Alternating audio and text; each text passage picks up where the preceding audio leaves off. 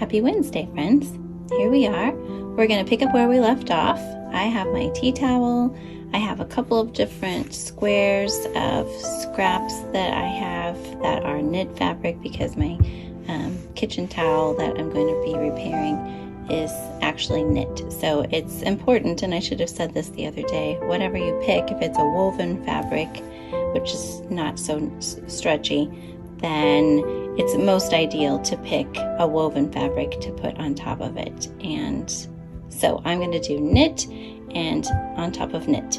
And I didn't have enough of this color because, as you remember, I took my freezer paper and I very loosely traced around the shapes and that are kind of missing in this stitching on my tea towel. And so whenever I set it down, I was originally just going to do the red, but it's not going to be enough. So I'm going to use this blue also. I have prepared some blue thread that's not exactly the same, which is fine. And then red, which is pretty close, but it's a little bit brighter. The reason why I don't care too much about matching is because this is visible mending and I'm not looking to hide the thread in there. It might look fine, and if that's what you would like to do, that's totally fine. But I chose these two because what I'm going to do is I'm going to use the blue on top of this red, and I'm going to use the red on top of this blue, and so it is going to kind of balance out the colors and a little bit of contrast, which I actually think for me is going to be a little bit more pleasing. So why freezer paper and what do we do with it? Well, here's a bit of magic, and if you're not sure and you haven't ever used this process before, I hope you find lots of different uses for it, especially if you really love to sew and use that. So I have this freezer paper here, and I've got my iron already warmed up. So I'm going to, and I think this is the towel below there is enough. And I'm just gonna glide this over. Now this is knit, so I'm actually gonna probably cut a little bit bigger than that particular space because I know sometimes ironing knit and it stretches out. It's a little bit different to working with that. So what I'm doing there, so it feels like that's all stuck on. So it's freezer paper, so it's a little bit waxy, and it's enough to where it won't come off. And rather than pinning this on, especially when it's smaller, I can just go ahead and cut around this. So I'm going to do that. And for this one, I'm going to keep it, I'm going to use my scissors, and I'm just going to do it a little extra bigger. And I'm going to use just a regular fabric scissors.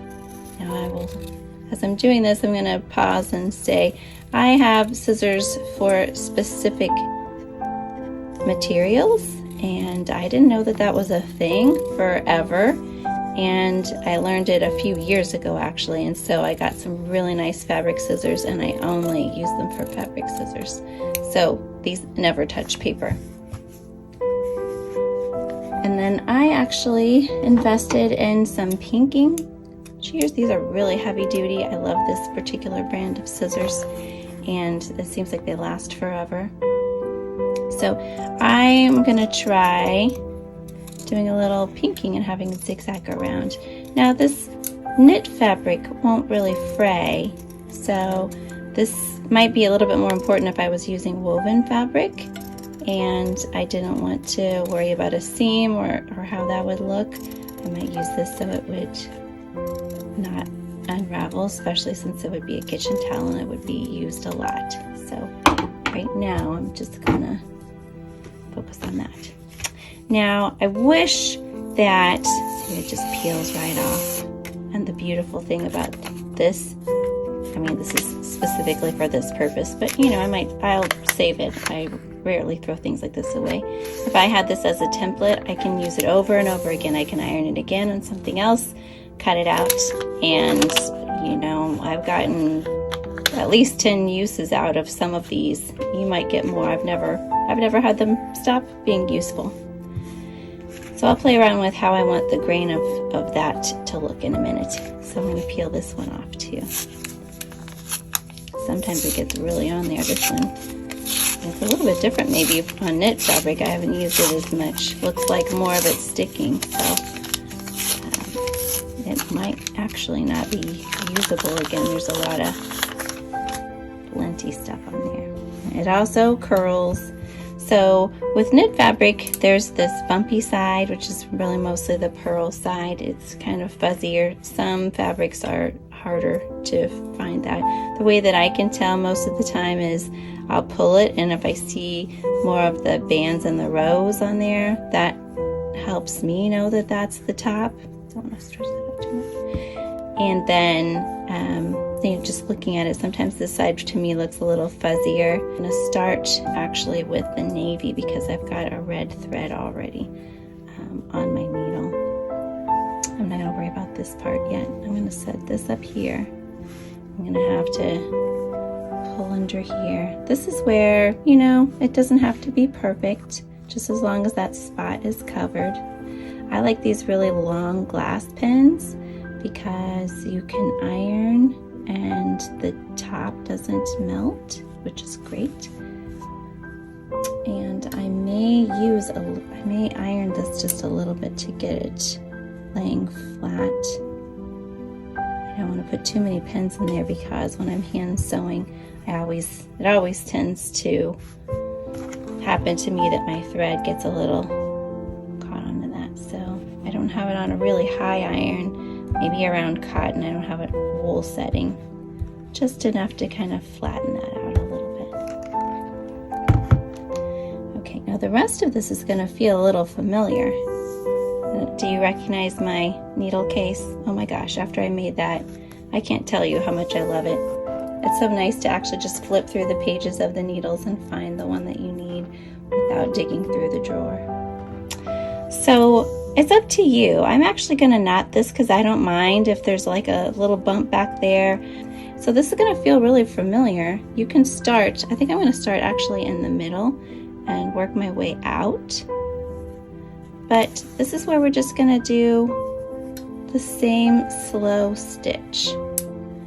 And I'm eventually going to go around, but I kind of want to get going in the middle so I can kind of take these pins out. This is a really long, I feel like this is almost a Sashiko needle. And I'm going to go ahead and try pulling that through and seeing how it looks. Now this is something that I am going to have out in my kitchen. Maybe this might not be company towels, if you know what I mean by that, when you have visitors coming and sometimes you save your really nice kitchen towels and you set those out. I don't know, why do we do this to ourselves sometimes? Putting pressures on having things look really nice. I had that experience not too long ago of having some neighbors over in the backyard, and I hadn't really, focused on cleaning my house a lot. It was before the holidays, and let's face it, it's really busy, like it is before then with work and teaching. And my loving husband decided to invite them in and show them the inside of our house, because we had been talking about that, and they were new neighbors. And of course, I found myself, as they were coming around the house, wondering what they were thinking. And suddenly I saw all the dirt and all the areas. And after they left, I went and I just kind of stood in my living room and I kind of looked for what possibly could have been so terrible. And then I found myself stopping and correcting myself and thinking, I really just looked, because my family room, my living room, looked like a family room. It looked like people lived there. And I don't know, I just changed my thought processes that I'm not going to focus on that. I'm going to focus on my gratitude that I have 3 children that come into this space, make it messy with their homework bags, and I have a dog that loves blankets and toys and leaves them all over. And my husband has his glass and stuff out. This is this is lived in, and maybe it will make it feel like if our neighbors have us over, they won't necessarily feel the pressure to have to present. Now, you know, it was a clean. It's not like I had mopped the floor or anything, but it was lived in.